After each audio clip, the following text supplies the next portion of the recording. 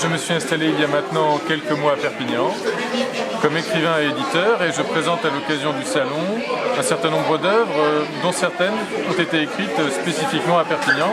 C'est le cas par exemple de 3 essais sur le jeu d'échecs qui présentent 3 beaux textes de grands auteurs classiques sur la question du jeu d'échecs. Et puis, et c'est la nouveauté, un ouvrage sur Rodin et Mayol, puisqu'on est ici au pays de Mayol et même dans la ville de Mayol, à Banyuls. Et là vous avez donc l'occasion d'une présentation face à face de l'esthétique des 2 grands sculpteurs, des 2 des plus grands sculpteurs de la modernité, donc Rodin et Mayol. L'idée évidemment c'est de montrer la spécificité de chacun de ces 2 grands sculpteurs en les opposant, puisqu'ils avaient une esthétique différente.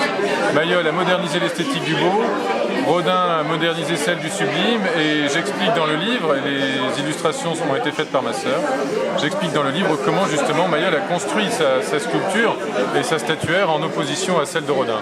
Et comme c'est les 100 ans de l'année Rodin, je pense que c'est très important, c'est important en tout cas de le savoir. Ça nous permet, en fait, ces 100 ans de l'année Rodin, de parler aussi de Mayol. Et ça, c'est super. Voilà, donc c'est un travail qui est fait, je dirais, le travail que je propose, c'est de la littérature, de la philosophie, et là, en l'occurrence, de l'histoire de l'art et aussi de la philosophie esthétique. Et c'est bien sûr, ça permet de mieux rentrer dans la compréhension des auteurs. Le principe de la maison d'édition étant, comme vous l'avez compris, que en général on présente des auteurs face à face. Par exemple, le La Fontaine-Brassens, c'était une occasion de faire dialoguer l'œuvre de La Fontaine et celle de Brassens à travers leurs textes. Et là, Rodin et Mayol, bien sûr, c'est à travers les sculptures. Voilà.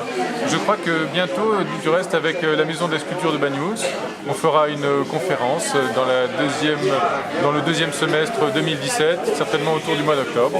Donc voilà, je donne rendez-vous à toutes les personnes que cela intéresse.